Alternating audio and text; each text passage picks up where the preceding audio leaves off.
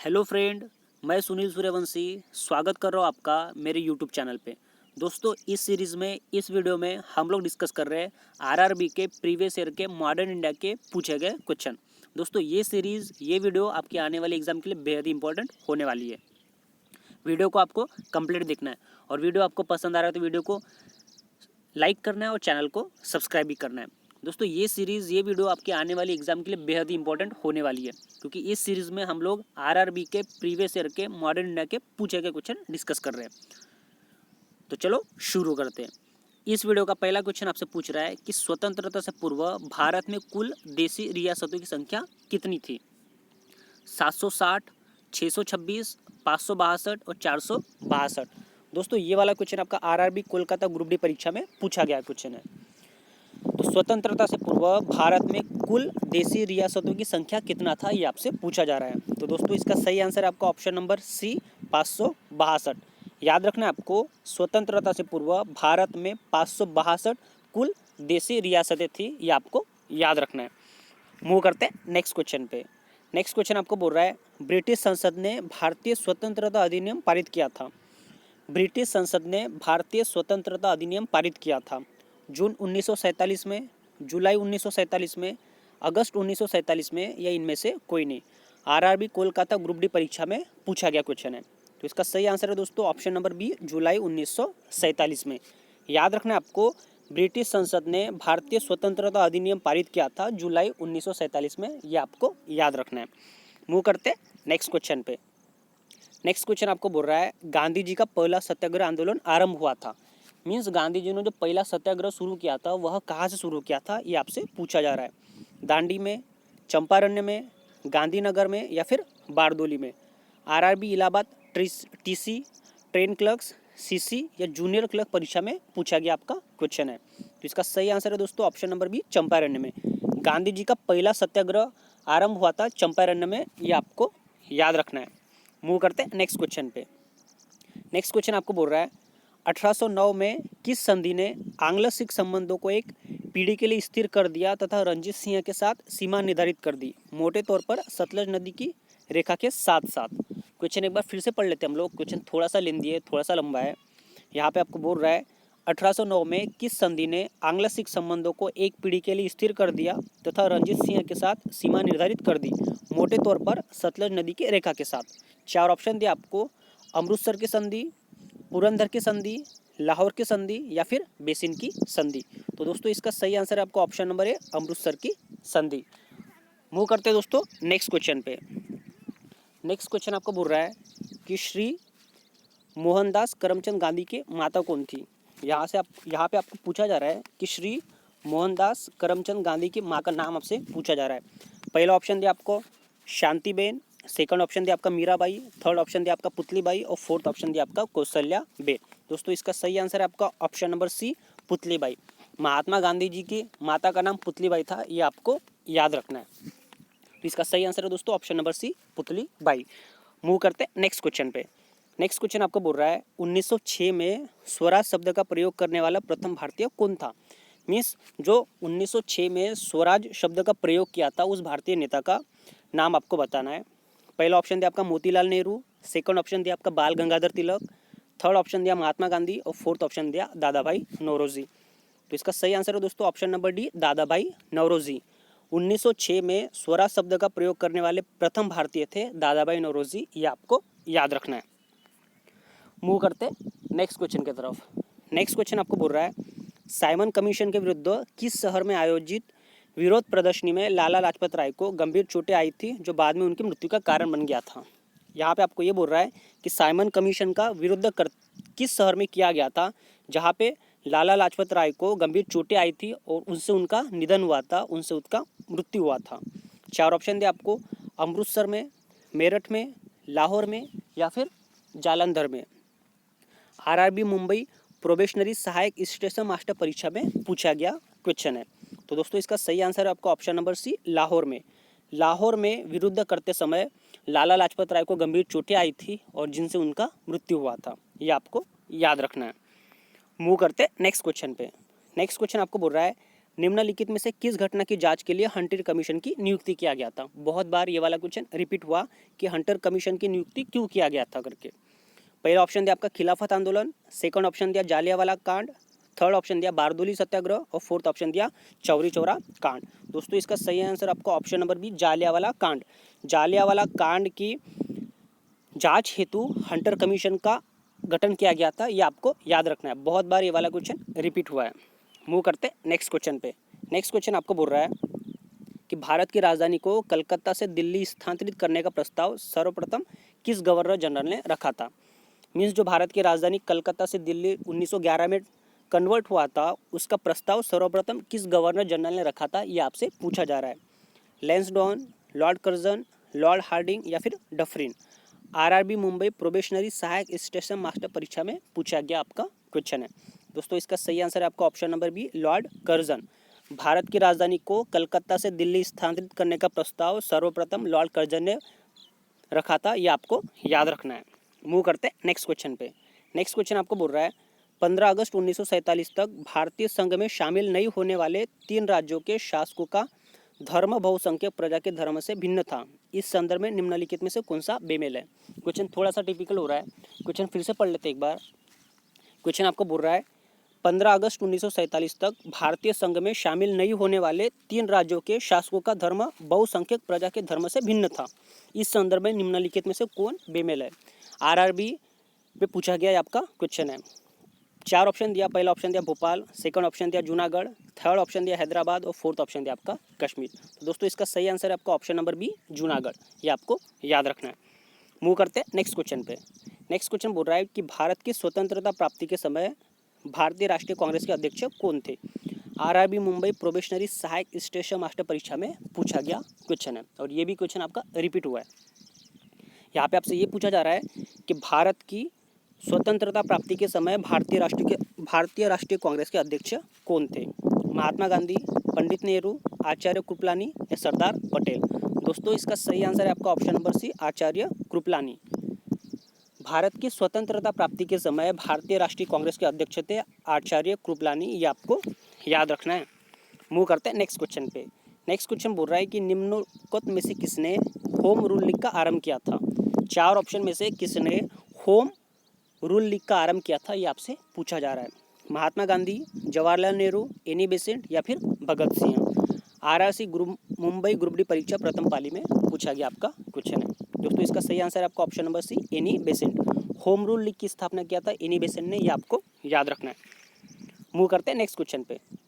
Next question आपको बोल रहा है गांधी जी के अंतरात्मा रक्षक के रूप में किसे माना जाता है। क्वेश्चन आपसे पूछा जा रहा है कि गांधी जी के अंतरात्मा रक्षक के रूप में किसे माना जाता है। सी राजगोपालाचारी, आर टैगोर, वी पटेल या फिर जी गोखले। तो दोस्तों इसका सही आंसर है आपका option number B R Tagore. Gandhi ji के अंतरात्मा रक्षक के रूप में आर टैगोर को जाना जाता है, ये आपको याद रखना है। मूव करते हैं नेक्स्ट क्वेश्चन पे। नेक्स्ट क्वेश्चन आपको बोल रहा है भारत की आज़ादी के समय अंतिम क्षण में कुछ संस्थानी राज्यों ने भारत या पाकिस्तान दोनों में से किसी संघ में शामिल होने से इनकार कर दिया था। इस संदर्भ में बेमेल कौन है। क्वेश्चन थोड़ा सा लेंदी है, इस वजह से फिर से पढ़ लेते इसको।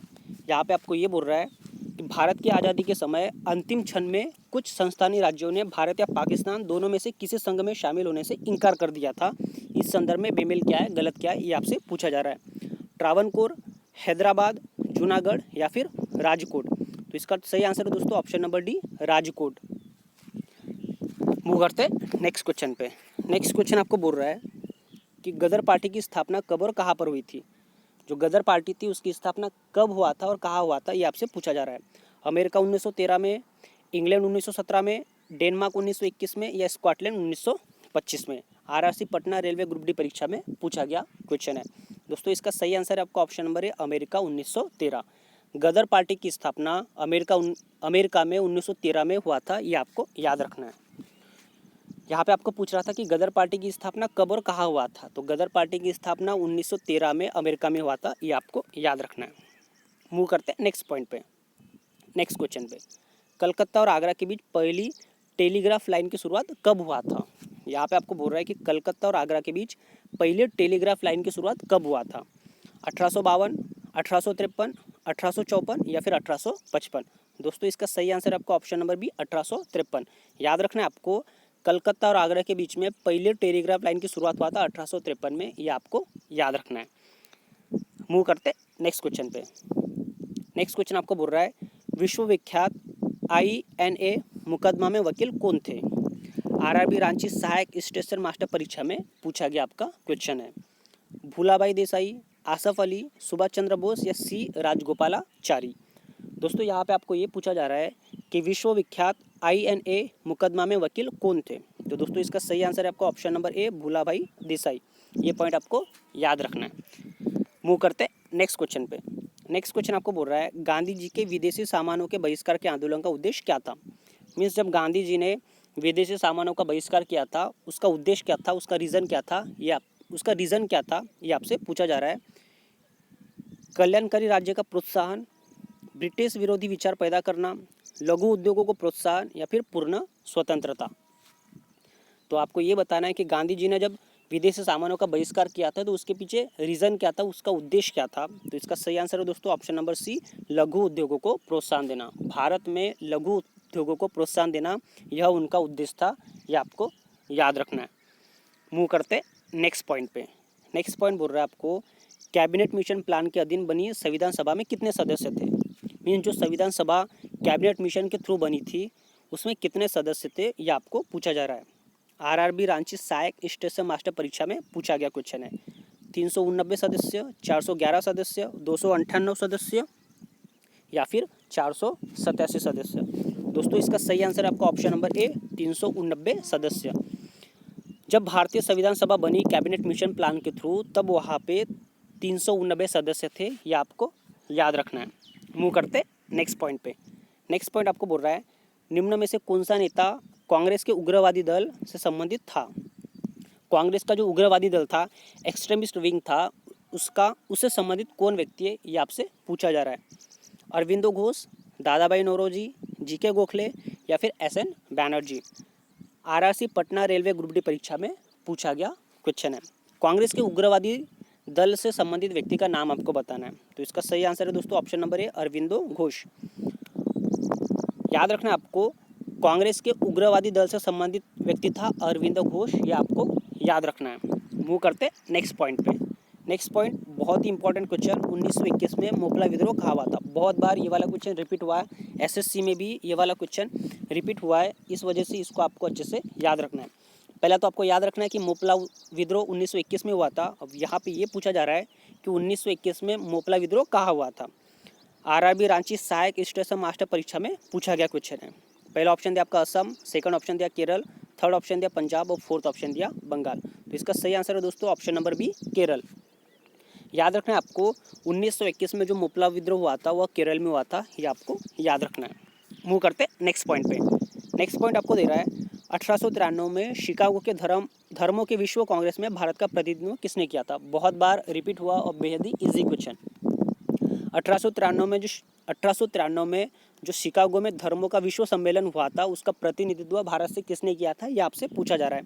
दोस्तों इसका सही आंसर है आपका ऑप्शन नंबर सी स्वामी विवेकानंद। स्वामी विवेकानंद ने 1893 में शिकागो के जो धर्म विश्व सम्मेलन हुआ था वहाँ पे भारत का प्रतिनिधित्व किया था, ये आपको पूछा जा रहा है, ये आपको याद रखना है। मूव करते नेक्स्ट क्वेश्चन पे। लाल कुर्ती वाले आंदोलन का उद्देश्य क्या था, ये आपसे पूछा जा रहा है। स्वतंत्र पख्तूनिस्तान का सृजन, पाकिस्तान का सृजन, भारत में मजदूर संघों के क्रियाकलाप या फिर भारत से अंग्रेजों को भगाना। RRB Bangalore TC, CC junior, accountant clerk या ट्रेन क्लर्क्स परीक्षा में पूछा गया क्वेश्चन है। तो इसका सही आंसर है दोस्तों ऑप्शन नंबर डी भारत से अंग्रेजों को भगाना। मीन्स भारत में जो लाल कुर्ती आंदोलन आरंभ किया गया था उसका रीज़न ये था कि भारत से अंग्रेजों को भगाना था। तो ये वाला पॉइंट भी आपको याद रखना है। दोस्तों वीडियो आपको पसंद आ रहा है तो वीडियो को लाइक करना है और चैनल को सब्सक्राइब करना है। आपकी आने वाली रेलवे या फिर SSC के एग्ज़ाम के लिए बेहद ही इंपॉर्टेंट वीडियो होने वाला है, तो वीडियो आपको कंप्लीट देखना है। मूव करते हैं नेक्स्ट क्वेश्चन पे। नेक्स्ट क्वेश्चन, बिहार के गांधी के नाम से कौन प्रसिद्ध है? बहुत बार ये वाला भी क्वेश्चन रिपीट हुआ है और बेहद ही ईजी है। याद रखना आपको, बिहार के गांधी के नाम से डॉक्टर राजेंद्र प्रसाद जाने जाते हैं। ऑप्शन नंबर ए बिल्कुल ठीक है, बिल्कुल सही है। बिहार के गांधी के नाम से प्रसिद्ध है डॉक्टर राजेंद्र प्रसाद, ये आपको याद रखना है। मूव करते हैं नेक्स्ट पॉइंट पे, नेक्स्ट क्वेश्चन पे। ये आपको बोल रहा है। और ये वाला भी क्वेश्चन बहुत बार रिपीट हुआ, दूसरी गोलमेज सम्मेलन में भारतीय राष्ट्रीय कांग्रेस का प्रतिनिधित्व किसने किया था। मीन्स जो द्वितीय गोलमेज सम्मेलन हुआ था वहाँ पे भारत से भारतीय राष्ट्रीय कांग्रेस का प्रतिनिधित्व किसने किया था, ये आपको याद रखना है। तो दोस्तों इसका सही आंसर है आपका option number C, M K. Gandhi, Mohandas Karamchand Gandhi. Mahatma Gandhi ने दूसरी गोलमेज सम्मेलन में भारतीय राष्ट्रीय कांग्रेस का प्रतिनिधित्व किया था, ये आपको याद रखना है। मूव करते नेक्स्ट पॉइंट पे, नेक्स्ट क्वेश्चन पे। भारतीय राष्ट्रीय कांग्रेस का नाम किसने दिया था। मीन्स जो भारतीय राष्ट्रीय कांग्रेस था उसका नाम भारतीय राष्ट्रीय कांग्रेस किसने दिया था, ये आपसे पूछा जा रहा है। एस.एन. बैनर्जी, फिरोज शाह मेहता, एम.जी. रानाडे या फिर दादा भाई नौरोजी। आरआरबी कोलकाता गुडगांव परीक्षा में पूछा गया क्वेश्चन है। तो दोस्तों इसका सही आंसर है option number D, MG. Ranade. भारतीय राष्ट्रीय कांग्रेस यह नाम एम.जी. रानाडे ने दिया, ये आपको याद रखना है। मूव करते नेक्स्ट क्वेश्चन पे। नेक्स्ट क्वेश्चन आपको बोल रहा है कि रानी लक्ष्मीबाई की शासिका थी। बेहद ईजी क्वेश्चन। इसका सही आंसर है आपका ऑप्शन नंबर सी, झांसी। सभी को याद होता है, सभी को पता है कि रानी लक्ष्मीबाई यह झांसी की शासिका थी। मूव करते नेक्स्ट पॉइंट पे। नेक्स्ट पॉइंट आपको बोल रहा है टीपू सुल्तान निम्न में से किसका पुत्र था। बेहद ही इंपॉर्टेंट क्वेश्चन और बेहद ही ईजी क्वेश्चन। यहाँ पे आपको ये पूछा जा रहा है कि टीपू सुल्तान किसका पुत्र था। हैदर अली, अलाउद्दीन खिलजी, हुमायूं या फिर अकबर।